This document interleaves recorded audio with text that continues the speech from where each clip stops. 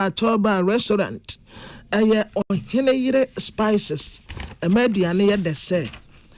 Jamadu and Sons and the way slip waba. Ema woda kama se. Mia kakra bigu tetramase obeda. Ruta natural product you debia wade ne pabe jaso. Ruta Mr. Nie a 3D maradi betu ase. Ruta Titanic. Umoja bedu umo frisani ye typhoid fever se betu. Lawson Herbal Center or the Fofrabu Lawson Loke Mr. Na sedro when the sia eye esiesie woba manitimu ye wobesima. Eko bank ya na otua na mo wa na nkofo di nachi. Wasimi di we ba no aye, me di we ba no aye. Eko bank yo se ade yo, ye friend Pan African Bank. Say dwumeko ya da woro mane se amansan tia me kwabena maafo ena. Nana ama ano to form. Africa se boni ntiremu ni. Enne Ghana Mampeni His Excellency John Dramani Mahama ena waya amania kama ye ba be se dwumedie biase na se dwumedie ye friend solar park project na a solar park project ye ba be ye solar for industries ekose wo agoto ye no wo dawa Greater Accra region ha no what say a solar for industries ayensi se bia wo mode ba ya ye benya solar no ewo mia huduo bebre na sa a solar energy product ya ye ewo dawa industrial zone ye wo Greater Accra region anya hono nko an ye no ye besa tretre mu dia komia huduo bebre etesa password ntie ne baako na we no eno na beye largest solar installation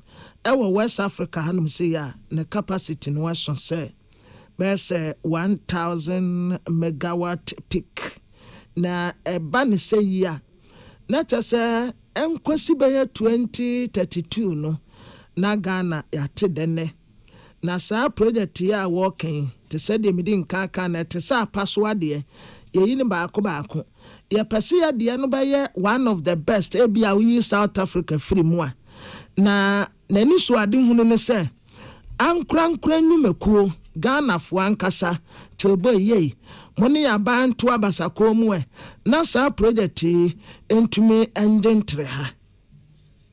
This project shows that Ghana does not need to choose between economic growth and environmental protection. We can have both, and indeed we must have both. The Solar for Industries project is not just a power plant. It is a message that Ghana is prepared to lead the next phase of Africa's industrial renaissance, energized by the sun, propelled by innovation, and upheld by our collective determination. As we cut the sword, let us remember that every light that shines from this solar park will illuminate not just the factories and homes, but the aspirations of millions of Ghanaians whose dreams rely on energy and power. Let us build this project with integrity, speed, and purpose, so that when we return here to commission it, we can all say with pride that this is the dawn of Ghana's clean industrial revolution. I wish to thank you for coming. Thank you for your attention. To thank our partners and everyone whose efforts will turn this dream into a reality. Dear yate se okasei aye His Excellency John Dramani Mahama na wan fans one what say sa dwumedie ya ye ba bedie ye pese ye ye nfie bebrebe nti wode fa pemiansa ena esi wo kwasibren be kase efra bibi sovereignty ba konso ye sustainability ena ba kon eye security ni nyina ne se ye wie ya eba manipa de ne ho a ngi ye wie bogu kwai ye betumi adande mu na ma ye nyina mo ahoden sanye ewia no nko ampa ye san wo mframa na ebo ho afa nsuei etumi taa ne ehu ne ye mfa nye enti saa ne ma me yensen ene ye dande mu ne ye de aye saa solar no. The future we're creating requires partnership rooted in trust between governments, investors, communities, and the environment. And this project, Solar for Industries, embodies exactly that spirit. Our long-term energy vision is founded on 3 pillars. 1, sovereignty, 2, sustainability, and 3, security of supply. Sovereignty involves generating more of our energy locally and using the sun, wind, and water provided by nature to do so. This is how development should work. One project generating many opportunities. Ladies and gentlemen, as we pursue industrial growth, we must also restore our natural heritage. Our rivers must run clear, our forests must regenerate, and our communities must breathe clean and fresh air. The Solar for Industries initiative supports the wider environmental agenda, aligning with the Blue Water Guards, the Tree for Life Reforestation Program, and the Clean Ghana campaign. Together, these initiatives are transforming Ghana into a model of ecological harmony and economic development. Dear Tisa Okase ya Ghana Mampene His Excellency John Dramani Mahama Yenya Salamati Kukwa Pinto. NPP Amanyo Kono Presidential Elections Committee James Chanfo Yonumunyanfo Joseph Osewusu Edia Edinim no Amanyo Semu ye Joe Wise Wachemo se voters register omoshe enimu se wo de beto aba no wayi won kandini no wakogina brane wa afimpiemienu ene aduonu nwotwe abato ade enimu no wo munya abotre na sa register no beye krado November busumi ewomu ne de etoso dumiensa ye keka sa voters register ya eye delegate awomo ye ji won tum se wotimi to aba no won nyina di no wakeka ndi abom won mo ewa abato mpeso asahodo mantam ni nyina mu ena afa won mo pa eni oman Ghana na so emra na ewo NPP amanyoko mu ebe won ho akrase woto aba ne bieyeye no won mo nyina di no waka edi abobom yenim sasa presidential elections koso NPP amanyoko nim no ebe koso general bosume nde to se duasa ba ko wa afimpiemienu ne aduonu nsia opani say won ma shansa keka di ni nyina abom di ama won mo twentwen won mo na ase kakra ye obi wo ni di no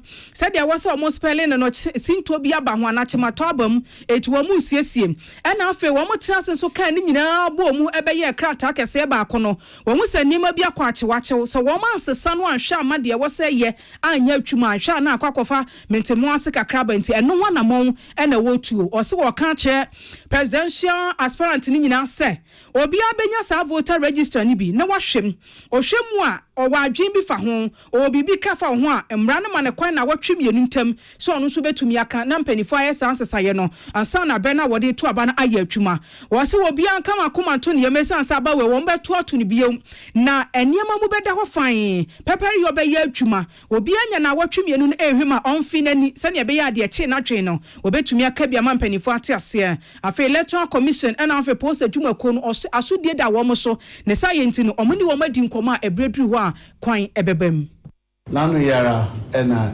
ekwe ye chiche ye mu ye che oman no mu na de dipako horo eda bia no se ye constitution ya sesem ye de nipa bia na nka wo mu ni kwan so wo to aba ne bia beka ho enti enko hwese se ni pa na de beka ho no ye bia so bia tro ni se de aye no me kwa so emi adom ekwa horo ni nyina wie de enye firi mu an se so ngetenkiti bi ne ba obi din bi o ya spell ni na yi akra osum ye yanka ni ye ti abobo ni nyina no omti no behwe na de ense so wo mu obi din a etie ya tretene no iwia na yasade na otwemi no ato ho se registered ni ye exhibition obi wo mu bibika omeka ansana iwia chama presidential aspirants no mu mre so mu bibika ho ansana ya final register no Joseph Osewusu asache mu se nipa numu a wo mo presa tumi wo ka che wo mo se ebre ko animu no mpanifo beto nsa afre wo mu nyina na o matena se di nkomo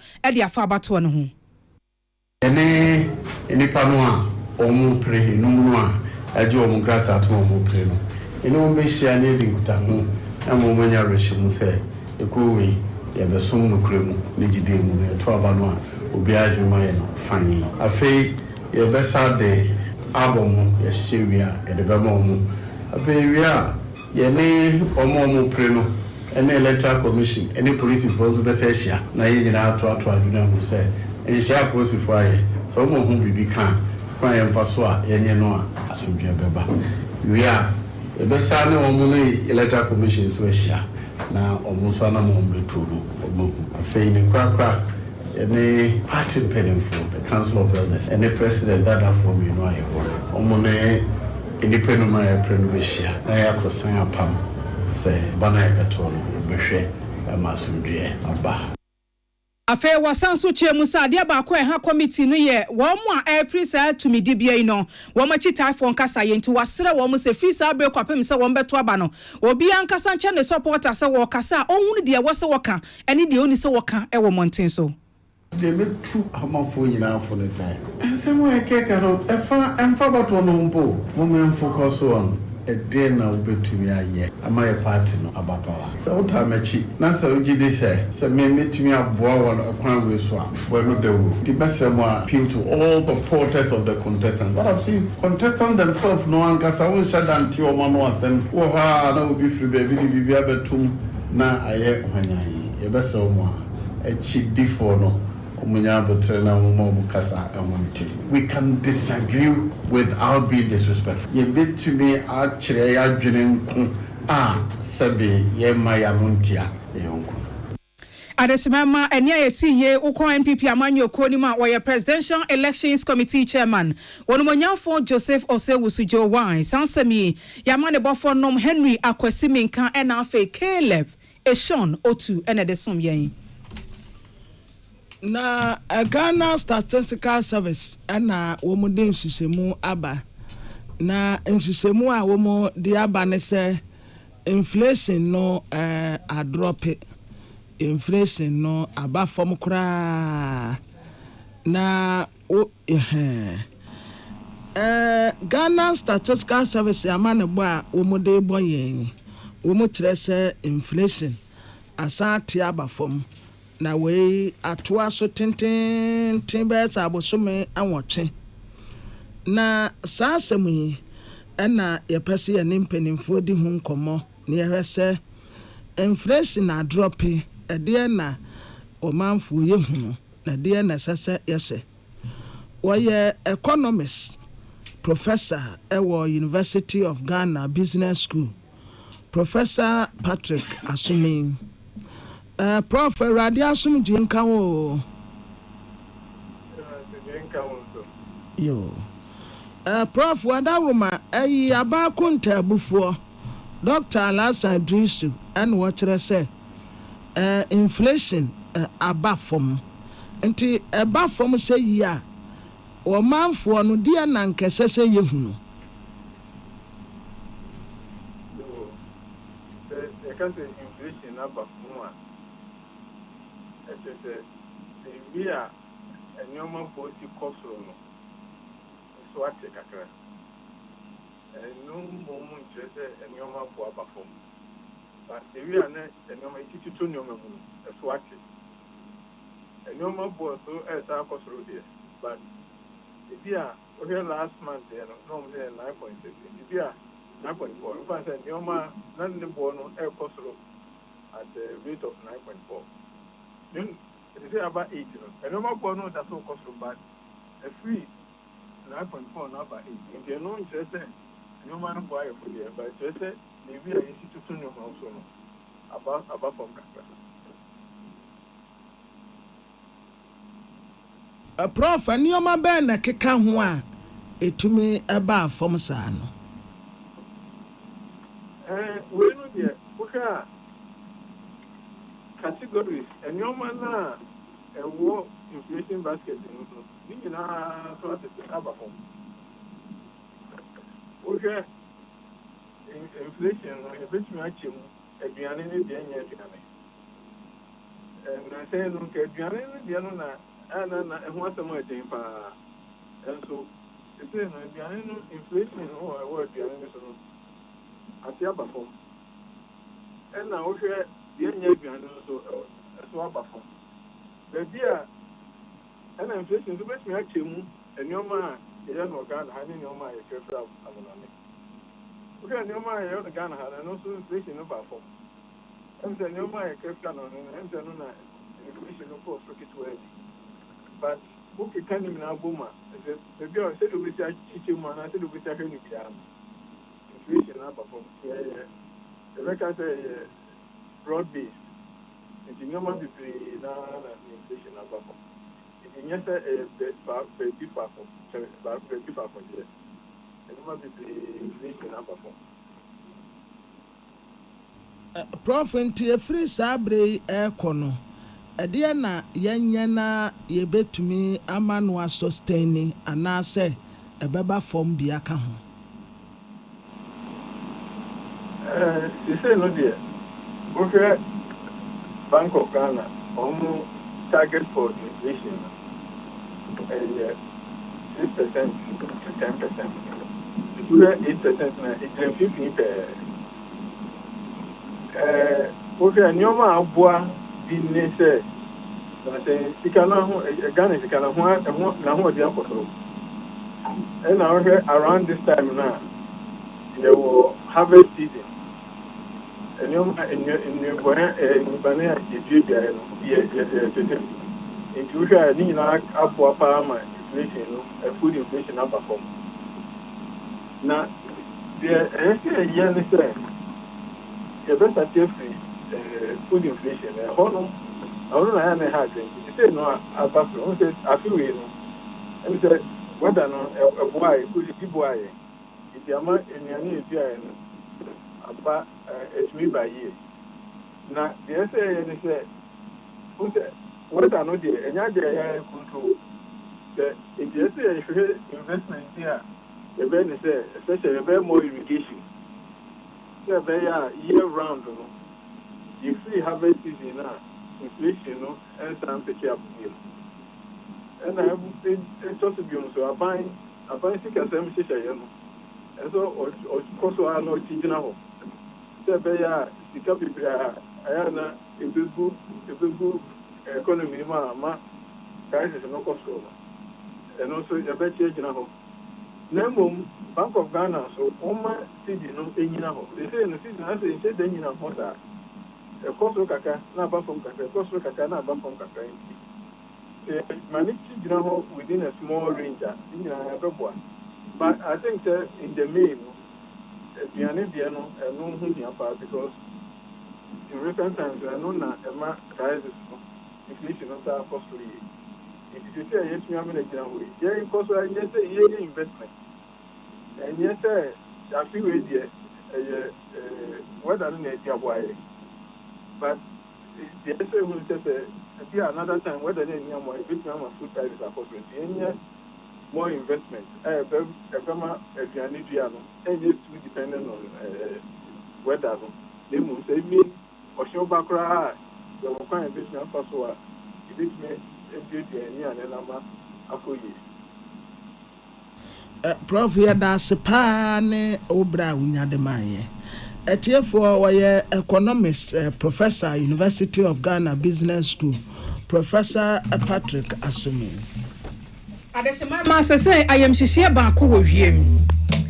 Sa I am hihye ni nyina agina say that the say I so dey do no aduane wo ya fiefie mu ko restaurant ahodo a wo de no anuane choba ahodo a wo de no aduane wo na kase mu ne yese chemical bi wo eniema no wo mo de yes ada de sen ni mu a ye fe ne say lead na sa de ne yese ye di ko emu ye de aduane ne ye di ko emu ni nyina sa de how kase ebre ya pomudie ma ye nipadua no so kora no sinto oba ho ha ya adwen papa pure earth Ghana atrase aye san hwehwemu we mfie bebireni na wo matrase asese omukọ manim no omo basa fei e na ba betodwa se de omo ye hwehwemu no omo hu ne bra no ni nyina no eye sa na tie se led no e woda de sen no mu no e ha adwen papa da de sen ye mono ne ye de ye aduane a ye wi ane ye huhurum na ehi na ekọ ehi efa hefa na etwade akwa wie omo se ni nyina ekoye mu ye bedi mu nkomo ene wonwudwubire no wada ma watimi ame ate ase ye papa ye kan led no ebroni kasa ede no betumi a kira ase ame ye hunu se wo mo ye da de sen na ya ade we ni ade we na wo mo de ye nti ye twe ye ho a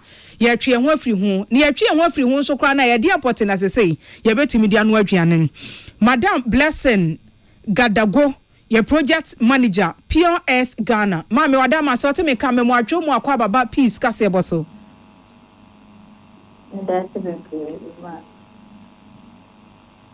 Obapa Majoy. Majo. Okay. Me dem nti won kana me nimara so to me kan dia anwumre mo hwehwe mu amaya amode aba beto dwa se led bi ewo da de sen no ayeye ni mu eni nti e ha adwen cheche mu se baabi a wo munyan akade ni bi omode yeda de sen no kra no battery asese yi bi no omutimi keka ni nyina de bom na ne afi wo mo esesa condemn ni mani bebre wo ho a enya omo nane ni nyina de fra na omode yesa da de sen no ha atwen lede no pa broni be ka se the layman point of view e de ade potin gbotimi a kire yemu ami ate ase ye anwumre yo me that's it so to make a idea led no that year most of the kind of film so but for we kind of naturally occurring elements and so it's also metal you find a toxic metal science mumisani sani friend no na kind of no couple no fishermen net no mo de couple no won say omo de dadie bi esa no na e ma ne couple ni say omo ye depend no mbe hu adekro eno ne ye friend le race ni feeding and so baby no ni esi me say omo ye quadruplets omo na be feature ni ade ade omo na ma on so omo fa blessing na nie hello Obapa afi de mete won kan na mom woni ne wo fom kakra se de mesi ni mu ide minim se odo kasa ne na mu odu kakra ntin ka ye bibi fa ho ma me okay ma me pie kakra okay wadama yen to aso okay inti that dia no omo mo around let's say crowd near the example no car battery usually omo de ka ho no omo de ka ho so no omo de ko baby omo nane e de ye that the say na nso omo no so omo se de ni systems structures e wo in place omo test materials e de abane say e bi ada de ladies ne bi wom and e bi nim so eno an say omo nane e de aye that the say no ebi mo so high to say almost said that nane they count because let no dey go for case me can say malleable so na I easy amom modi that they say no and so unfortunately knowing or knowing to them no it has certain effects on us which has to do with especially a bam of round more yeko mu video mu a enyenyenye kra instead of say ombe na calcium amomu don pe mu ayeden no na lady emom akose mumu don pe mu na se na calcium ne beba abe from moje mu amana ye aduba no na lady ne mom won say akopie omutrim like omu brain na eba ne sai ha jempa momo IQ eba form so they be omenis wash so that it also even leads to cardiovascular diseases any home keka in say mu die no and so adeba kwa pure earth do ko ni ye say ye ne Ghana Standards Authority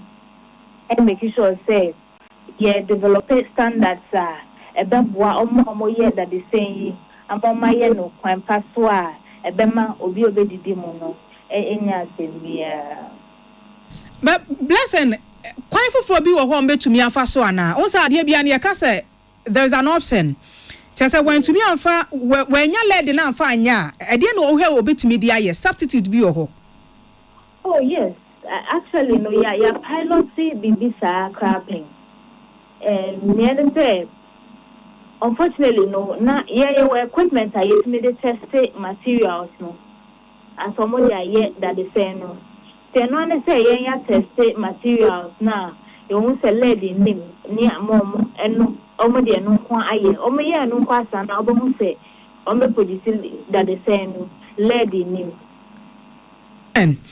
jina so mame yenwie nkomo no jina so tell mame nkate no mese aba ho bie wadama okay.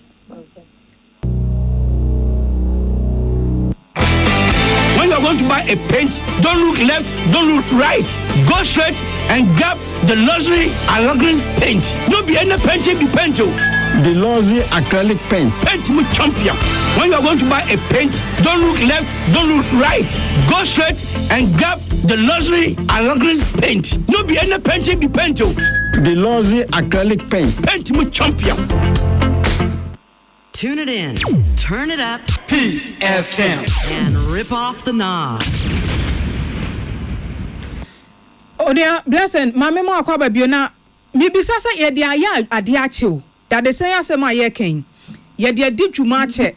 Ya ye wodwaso bebre ye nananom fititintre de. Eti na mo kan we no, wo mo ye sa da de sen no.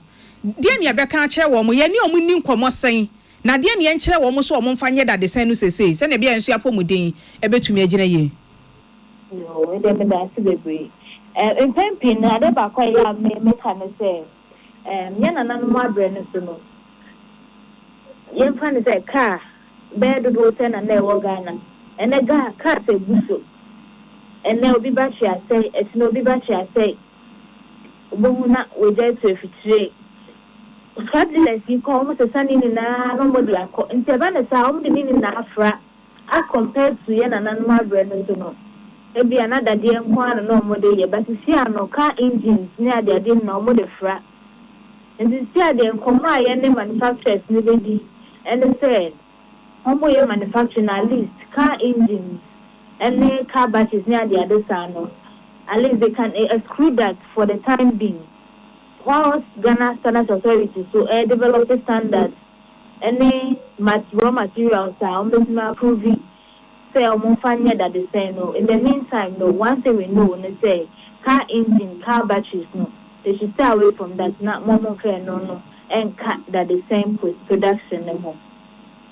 Ngata said ya wo kan no mo hwinta ho de ache Ghana Standard Authority said ya mo hunu wadwaso ni ana Ani ye ni omokra a project bia you are in the process of developing standards senior ebeboa ama ya regulate a share production e because lead any that the same. Money Ghana Standard Authority ebetimi aba se ade na ye hunti ebe dru bre bi wo mudwumadie mu a mo beti asimonten so na mo chance ya test that the same o maye ni bia nkofo kwakoto ahwese led ni bi wo mu ana. Oh eno de ya ye bi eno kan hu na ye hu say na this is how bad the situation is now. So I think say standards never we would probably have to give them some time to phase out near lead a woman so that to come to a time it was a production of more no lead any okay until say yeah ye guso twa ye tie for ede that the same di djuma makasa asem ya chi ansa na meja amu akono ede na ye nye esan say me ni ani a me kwa that the same na me kwoto na na ochi na mehu se lead wom me so me hia dia ye aduane nti say ede na ye no mu a ye de that the same di djuma na ye nye ase we di den kaka se na wa kai lead no oni ent me hu lead just o the machine ss and but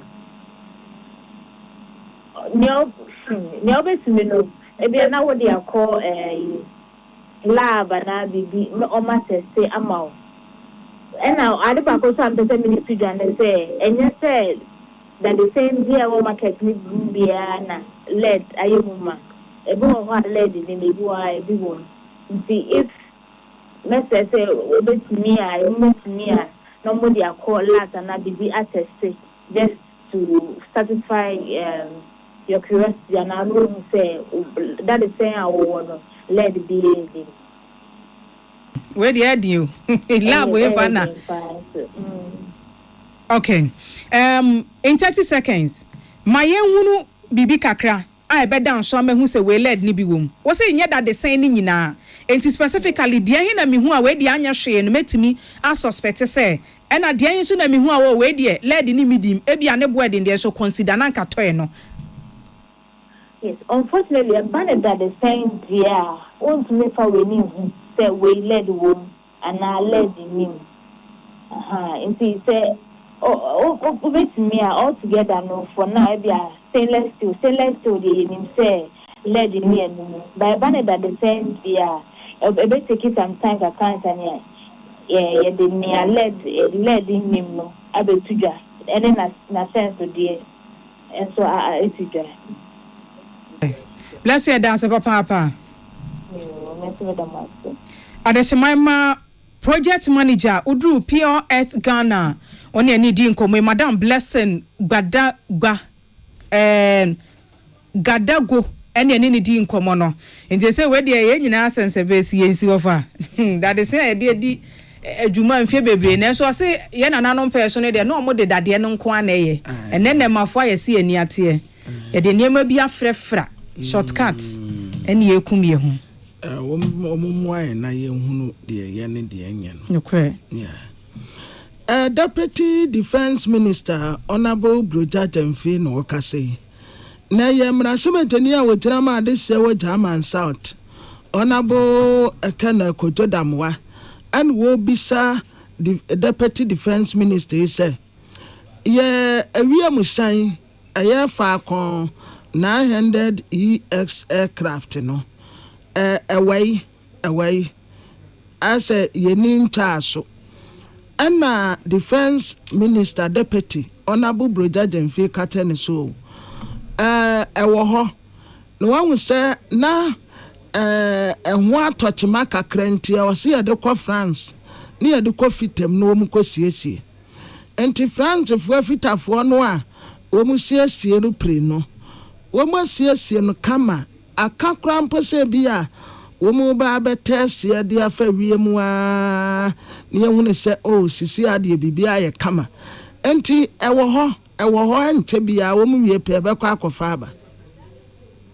Dassault Aviation invited the Falcon Wing original equipment manufacturer to the Dassault Falcon Services hangars to enable the OEM conduct an on-site assessment of the right-hand wing lower panel and provide independent technical recommendations aimed at expediting the repair and reinstallation process. The repair from the OEM has been successfully carried out and the right-hand wing repair has also been completed. Mr. Speaker, upon the completion of this rectification, the aircraft has to undergo a leak test of the fuel tanks, a third engine ground run, painting of the wing lower panel, and finally an acceptance flight will be performed. Right, Honorable Speaker, the Falcon 900 executive aircraft will return to Ghana after all the necessary tests. Thank you.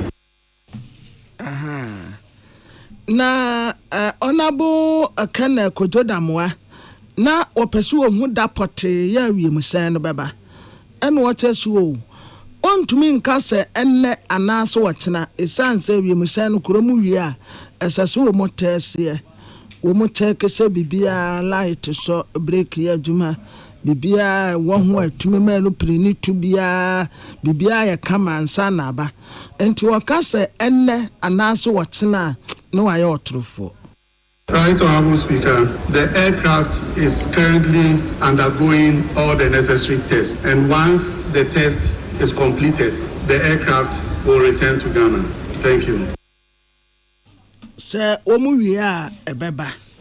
The ate say Okase Deputy Defense Minister Honorable Broja Jemfe William Gentu Emmanuel Akoli Mra Sebe de Fiamanebo and Yetifo Etiebi. Parliamentary Select Committee on Health to Anamon and into a marginal so can't Ghana by say on shall say Ankwan Cranum Quanka say war memuno or this Cabesha Woma Fruma no Medidia main no Majumani now Boamo for Nipa Pinu Trimem. And there is our committee by 9 call Ghana need this year be a one so be a Jumaka say or my Ghana how would you say Najumana soon fast or my mooning in a tear swababy until who be here sent penny for corner now so any in common. Sa Parliamentary Select Committee on Health Jim for Dr. Mark Kurt Nawani or the atubia say no kwasem di omahunu wo mani so e Ghana ni this year your friend Dr. Samuel Amutobi na dwuma mu no e dipa na sefata say aban yi e wo so say sika di wura ankrankra dwuma mu na aboapa pa and then aso ya woko ye no okowura mu ewo entrance university health sciences and afen so okowura mu ewo the group companies ahodo no na pharmaceutical company no ka ho a wo hwe ye nnuro esom wo man Ghana wo se no kwasem abibiman ahodo enya ne so mfaso wo man Ghana so yenya ne so mfaso nti wo gina saa ne dwumadi a wodi ne so ne wasese aban no entu na monfa mo na sika wura mu a ebeboa. What I've seen is that the private sector can really complement the efforts of government. And indeed, when the private man is trying to do the right thing, he needs government's assistance. And you can see when we're coming, the road outside it leading to this place. This is the road that future investors will pass to come to here. And it is not the best. So I'm calling on the government, these are taxpayers. Big time taxpayers. So the government should do something about the access road to the factory. And apart from that, he's also mentioned some few challenges. And I hope that I will sit down with government, we'll sit down with the sector minister, and probably with our big people in the Faster House. We'll sit down with them and we'll discuss all these issues and see how best we can help him to move up both in horizontal and vertical investments. Was the Entrance University of Health Sciences and an Entrance Pharmaceutical Production Unit was Finters won Krahano, Nijume dear Awodi no Omai Ghana near Sonfa Swapa. Parliamentary Select Committee on Health, Chairman Dr. Mark Ket Nawani. Now, one in a dom copy mu ewo hono. Elder Dr. Samuel Tobin, Muse or da committee no se papa pasa womobaye. Now, Mobati Nijume dear Nasi Hunfa Sosu on Kwa demo Omai Ghana any Bibimaya Hodo. Nemum.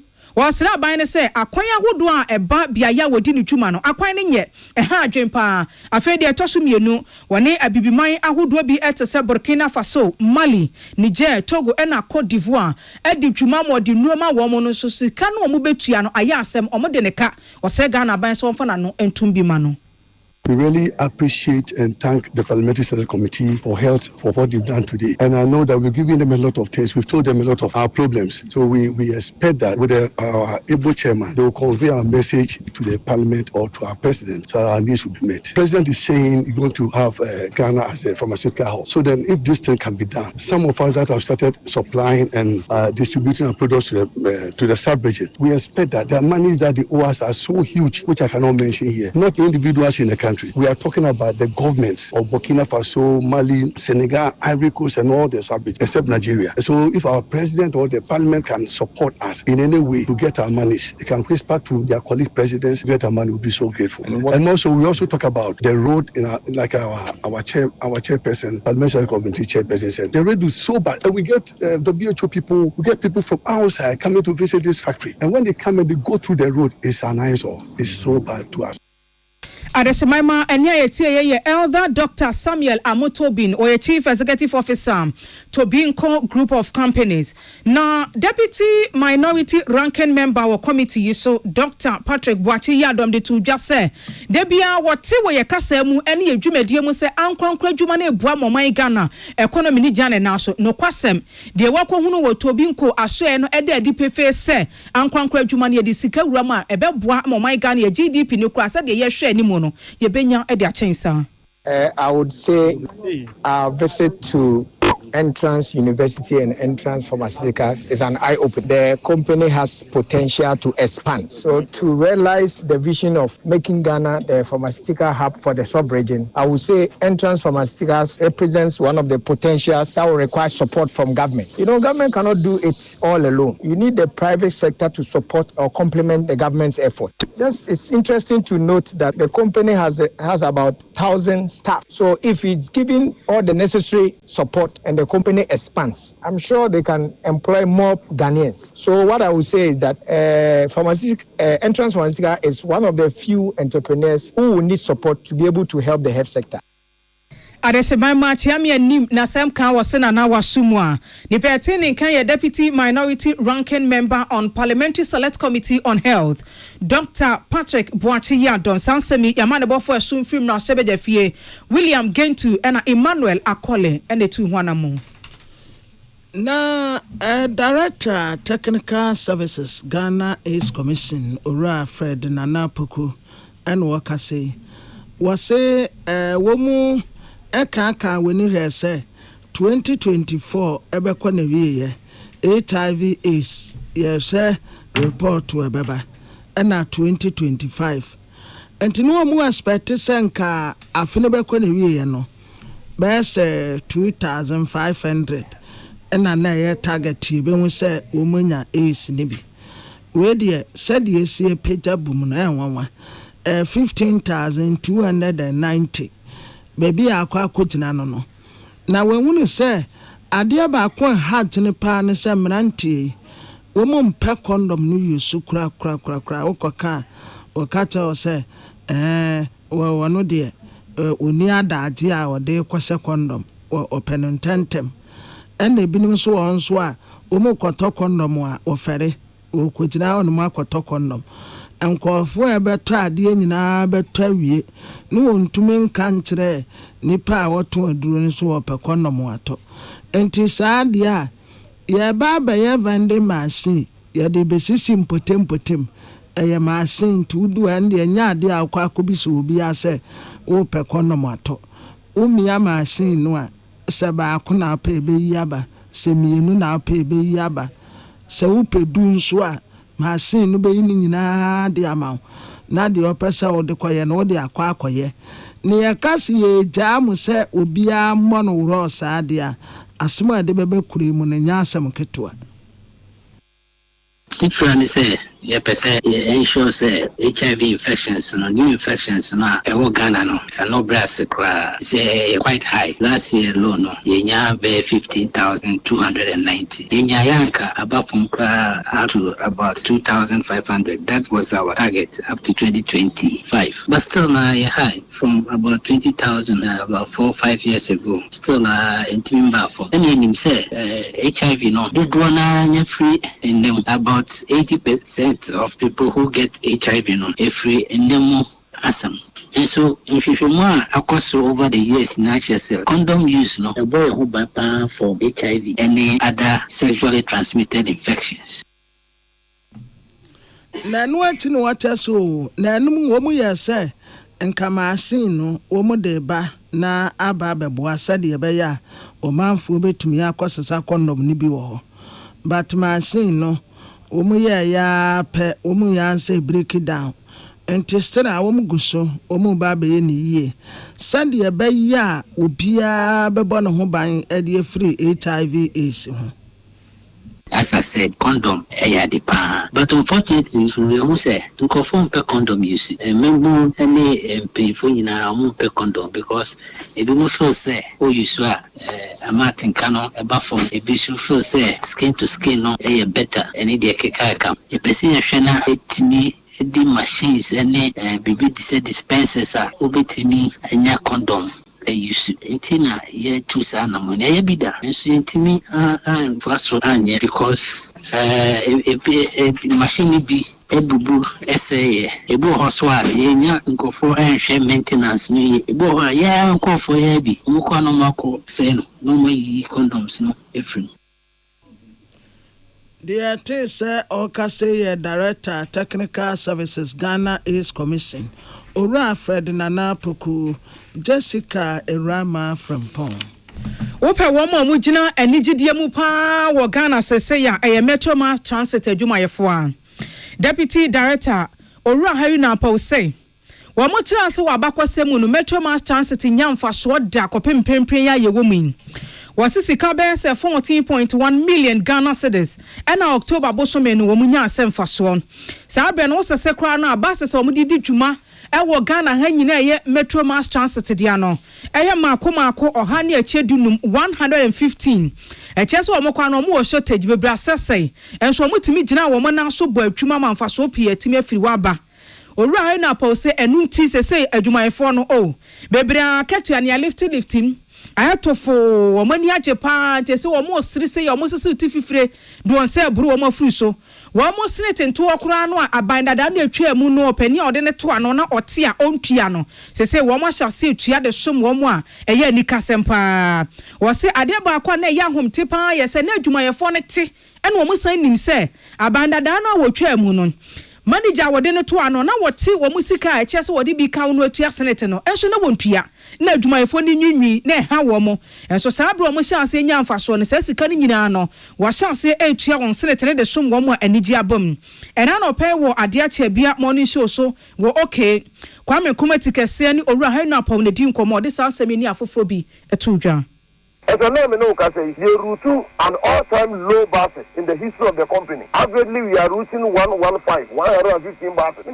Just last month, we recorded 14.1 million Ghana for routing just 115 basis. Our bus fleet has gone all-time low in the history of the company. And surprisingly, this is also the moment I recorded the highest ever revenue in the history of the company for routing just 116 basis. Meanwhile, as I say, books no air camano, Yamia Yadom, Yaba Yenga Mahama. Yajuma for the last time I praise among year 2016, but any panel one or three. Jumana or Yunyan Puntu Yanko, Untimin Quanin, and I know because I praise and implemented it this month. I have a senior and say, I see a metro message for no market, junior staff and a critical staff by 25%, senior staff by 20%. Adesema man komone fa twa de ko wie sesesei empanifo cheche abandada no nipa bia wado on toto aban nwuma yekua no se wo hwe abo oman Ghana ka oman Ghana sika di won kotokom eno so pani no wayi ano sen ha na pa se hwe tikase nya botre ni obegina ba bia kasa ya chi nipa bia wo some wo NPP aban ni mu na ne bail condition e bia so aban yi hye de hwehwea no se nipa no sisi ni hu anya no kore wo hwe kapa ne sika abandada no nkrofo adwiri de kwa ya chi ne kura mpo ne yama ne bail mpo a nkeye. Some no makan gari bibiri no mo se mo gedi ka ni akwa me omo se ne abandadana breso enipa bi ya pejo mo akombre okobrane etimi kotna national service na Ghana mine national service no akwala bi sika kura de ma no kura akwa me minua no no fe kura wo di free di fie akwa djuma kura ye so ne wie ya ye tintum kwalansa she both names nko omo de ye mortgage anaso omo de ye siwade a sa ba ikokoji close to about 33 million Ghana cedi 330 billion o Ghana no bi etinya ya sadia kakraka we na kwa komani bela yan komani bela diko kokoto anchana mo yan komani bela aniema ye nuanom kasa no ma minority press conference no you will say service affairs omani wasem na no ada no how omani Ghana kom na so mu Adesema mani petini Kenya Deputy Director Metro Mass Transit Limited Owura Haruna Apong na Accra Circuit Court akwa setena na wakoya no wache se Nigeria ni bi ewura bi a wonya mfensia eduasendum 35 your friend no gift tinyere aminu na yesi yamfa no nkose posifo kokomu na afedi etosumi no ompe lawyer na onya lawyer wia waba court woni ya started dinasem ya started dinasem wia ene yebehunu se yebema no bail ya na ase yema no bail esanse onu a wogina we wo ba wanfa lawyer bi ama empra command bail ya kwa akwosese no wahi ebia ne ye hu no na court dwamtine ni he na Susan Edufo ana kwaduboni prosecutor ASP Isa Atibiri akyerɛkyerɛ mu di akyerɛ court ne sɛ na October da toso di asaba ako ana CID headquarters etia wonmu na asese wontu America mre na saa ewure ya saa tene bio Kanesi police station tia yete no no ne sɛ wode nkɔfo efri Nigeria ana Ghana Togo ana wode wo mu bo be sibra o traffic wo mu no assign recruit wo mu co prostitution ejuma a wo ya no wote wo mobra bia enti ejuma a wo ye ana wo mu di ni ntententente saa ne se yakote no afi ya toto na no ono age to mu se enipa ye ka wonu mu asem no wonim wo mu afi wasa ka kire police fo se ono ankasa otilomi ehwo na ne be sibra ejuma no ankasa ne kase no ehwo ahade wo ye retail wa hanom batulomi one day yeho se na wafa sankofo mieni Jennifer and Blessing se omumre na wonu omunya se ejuma no but wo ba no lawyer bia enka no ho enti court no hyɛ ɛne saa de a wɔbɛsan bebio na da a wɔbɛba no ɔmfa lawyer emra ɛno ɛne yɛbɛhunu si yɛma no beeli anaasɛ yɛma no beeli yɛnnia Afrepa Atanga ɛne wɔkyɛ sɛ asɛm yi wɔmatu de akɔhyɛ November ne da ɛtɔso edunkono Adeshemama yadeɛ baako abra no adokotafo tu ma titirufo sɛ wɔnhwɛ wɔn ho yie wɔn ho ɛyɛ fibroid. Dr. Davis Adeza akyerɛ mu sɛ fibroid nankasa no wontumi nkyerɛ sɛ adeɛ wepotin na de ba na mmom yɛwɔ nneɛma bebree yɛ ama yɛ a etimi frɛfrɛ saa fibroid ne ba wɔn nipadua mu ɛha atwɛn na ɛma symptoms so ba wɔn apɔmuden mu. Dr. Davis Adeza ne Peace News di nkɔmɔ ɛna wakyerɛ mu sɛ adeɛ baako a ma betumi ayɛ paa yɛ sɛ wɔbɛyɛ asotie ne wɔtie de adokotafo bɛka esan sɛ wɔn wɔkɔ medical school and ntete a wɔgye yɛ no wɔhwɛ ɛma a wɔfa afuro ɛma afa afuro a akodaa no afiri so na ɔyɛ te sɛ ba no ofiri mogya ma yɛ sɛ ba no ne nyinaa dokota mu nimdia wɔnyae no wɔhwɛ no ɔbaa ne beduru hɔ kora wɔbɛka no so ɔbɛwo sɛ wɔntumi ɛnwo mfa twedi ampo nyankopɔn kwan no so sɛ kyem na wɔ se yɛde se kan ka no a cesarean section a ɛno so wɔhwɛ mu wawo awo akyiri no de ɛbɛba wɔ ɔbaa no ne akodaa no ho nyinaa no ɛno so wɔyɛ tini nimdia sɛ dokota ni no saa nimdia no ɛne wɔnyae na wɔhunu sɛ ɛma na montuo bebree ɛna twetwe anaasɛ frɛfrɛ saa fibroid ne ba ɛtɔ de bia na ma so ayɛ din wɔ ho ntu wɔtwe ma adwene si so sɛ de dokota ni bɛka bia no wuti a ɛbɛboa apɔmuden. The exact cause of fibroids and cancer is mean. You say factors view of why a bit me fibroid and the chances several cause. You know how a busian fibroid ever a busianum to be anima menaces tiny when a fibroid. It is a family tendency, the chances of being a fibroid or baby or family being a fibroid no ever so. Even a hormonal imbalance, the hormones and she contributing to self fibroids ever. In piano do not know woman names more fibroid. Bibina okutwa scanner ne ho sɛ o fibroid difference of many symptoms bia na omo symptoms na ɛkyɛ sɛ bia na fibroid ne kɛse nti ana ne dodo nti ana bibia ɛhyɛ ne nti Adeshemama wasanso akyerɛ mu sɛ ɛma ɛhyɛ ase wani bɔ so wɔ bu wɔn sa ne titiriw nkete sɛ wɔn mfinhyia bɛsɛ duo no ɛde kɔpi mfinhyia aduana wɔn mu titiriw paa na fibroid no wɔtumi nya biem na nso so no ɔtwe ma adwene si so sɛ onim kwan ahodoɔ ne nyinaa no onim baako sɛ ɛma ɛnsa buo mu no etimi frɛfrɛ fibroid ba obu a ne deɛ no ɛma yie mogyafi na taa ne ho obu nso so a ɛba na si deɛ mu si twetwe ne mogyafi no ɛnyɛ eyi ntoantoa ɔnka na ɛhyɛ ne ho ɛwɔ sɛnka ɛba ɛyɛ enefuanso 7 days ne de abada krope ne nani agi esan se wan top pad dodo wa moka na ode te ho osesa ne ma nyina ka de boaboa so a etimi twetwe fibroid ne de brentu oba ya taiko medical checkup na bo apomuden. Balance status of Bunisa with many fibroids, but of course, already 20s, I call it 30s, 40s, mono. So age group, no, more. The youngest, which is 1 year, my fibroid operation was 16-year-old. It just tells you, say only a chronological risk. I was strong. It may ban them. I was leading a healthy lifestyle because my area so now the background now ain't that much serious. So we do the exercise, weight management because put on weight too much and so as body fat I was shrinking and also to make change it to estrogen to my fibroid in temp.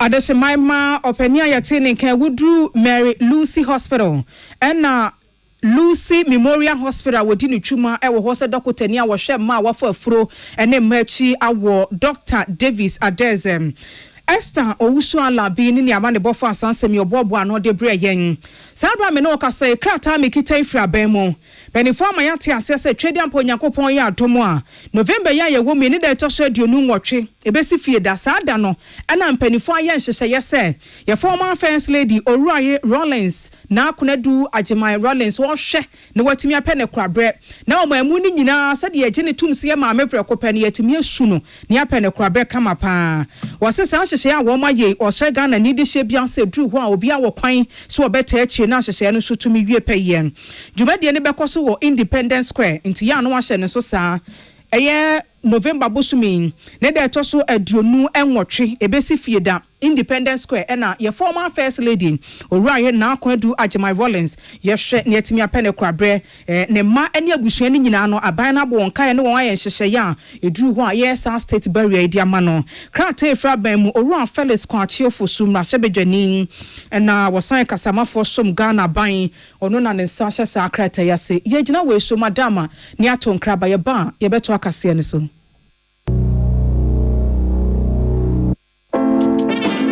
No matter where we are, Africa always calls us home. And here in Ghana, the call is clear: to power growth and create lasting impact. At Stanbic Corporate and Investment Banking, we are creating giants and connecting businesses. From financing bold energy projects to enabling cleaner, reliable power for industries, we are fueling Ghana's transformation.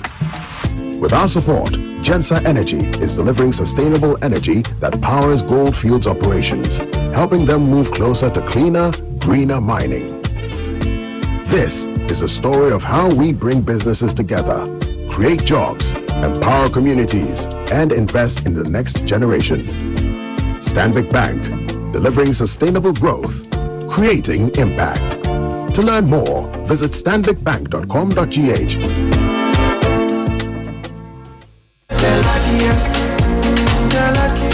Luckiest everywhere, for everyone. Happy birthday, Mintin Kakeko, Minni Mankasa. If you say the luckiest season 3, Asayaba. Afi mami chew kwanya obefa so nye o ticket but star 712 hash na di ehise no so to ticket ana se ko internet no so na bo the luckiestafrica.com se bia me community ticket no so na you lucky number Ubetumi so ama system na eyibi amount share ahia upese wutia every 1 Ghana cedi posi 5,000 Ghana cedi Ubetumi mpo ato ticket no ama obi foforo ye obi hero upese wutia enye den kra sa wo Ghana for mobile money tia na sa wo amanone dia for bank card tia ticket baako ebo sika no ho empay ahanu 500 times we massa ye pay there will community de benyanso betimi aye emoho edu 10 times inti yen kambom na yen lucky na lapo bebia shawo hoso enye ma wona wondi infiedu watching luckiest jumedie yi enele imrata chire wo Caritas lottery platform no so. When you are going to buy a paint, don't look left, don't look right. Go straight and grab the luxury Alagris paint. Don't be any painting be paint. The luxury acrylic paint. Paint me champion. When you are going to buy a paint, don't look left, don't look right. Go straight and grab the luxury Alagris paint. Don't be any painting be paint. The luxury acrylic paint. Paint me champion. For the idea too bold to ignore. The dream that keeps you up at night. The plan that's waiting for the right moment. Well, this is the best time to make your move with Stanbic. Our rates have dropped. With our personal loans, vehicle loans, consumer finance, solar loans, home loans, and credit cards, you can turn your plans into progress. And your next move is unstoppable. Visit stanbicbank.com.gh to get started or call 0302-815-789. Tune it in, turn it up, Peace FM, and rip off the knob. Yama yetiefo nyina akwaba kase ebono wasi. Amansan tiame kwabena mafo ana.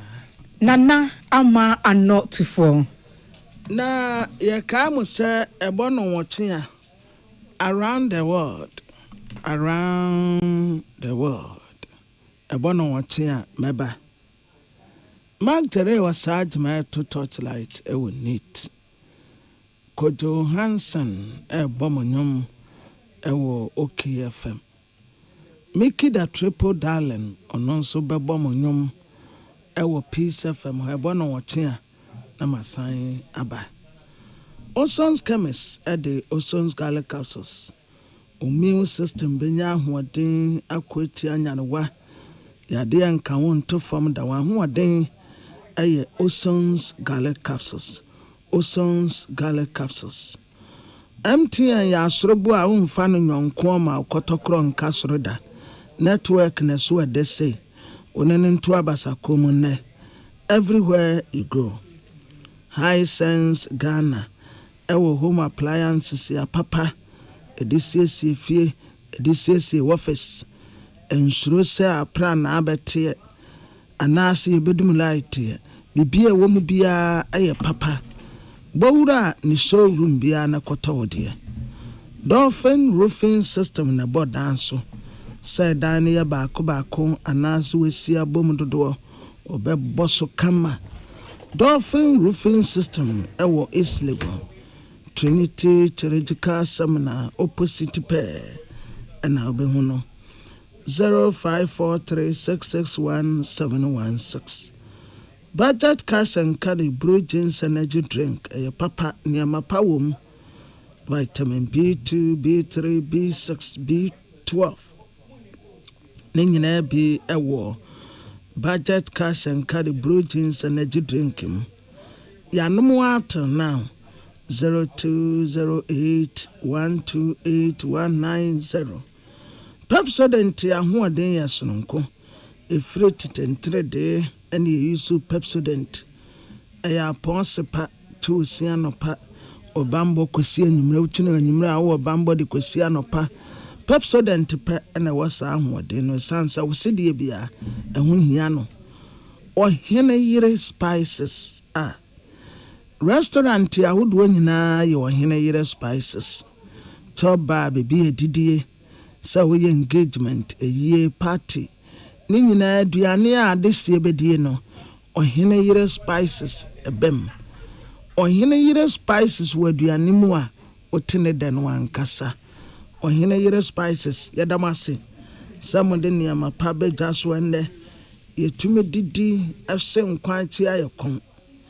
0207805398 0207805398 na tieni December ko America trewe JM Ado and Sons or the West Repwaba Saudu drugstore na se bebi ato adura kasa me pedro no amefa medano wempo fa umia go tetremase ubeda kama ena wonya addicted nso se bia beka wo da bi wanya ubeda unya nso a ubeda wonna no de bibia ni wonu mu esesa sawo pedudu atu aye 0243 933160 0243933160 Ruta natural product yana odene pabita so Ruta Mr.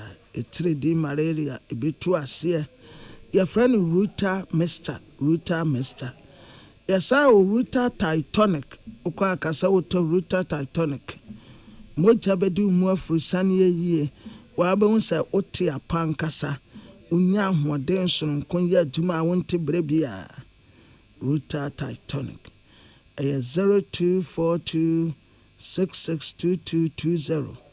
0242662220.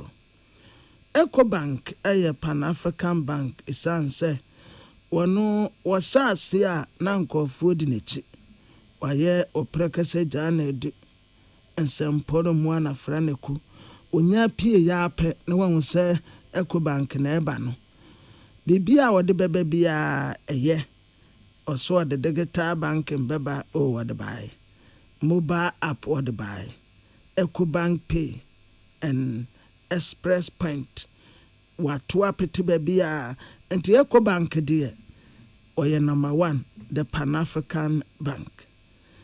Lawson Herbal Center at the Lawson Local Mr. Abba where Dr. Lawson Nwankasa wadi abasubo ene din bebre bi kura friend Virgin Doctor enam ne amapawa de bedwa senti esiesie wo ba mani dimu yi wo ba sima unse afen ma ye wo ba nkasa ebesiesie ahemfie wonum nyina me honum ate kama infections bacteria fungal infections won nyina ebeyi ni nyina nka bi a na gyina wono mu a eya na ho keka wo no ebeyi ni nyina loke mister esese wo bankasa herbal shops ya wo do nyina wo benya bi 0248619999 0248619999 abusiafo ya damase ama monitia radio asumje nkamu nyina. Tune it in, turn it up, Peace FM, and rip on.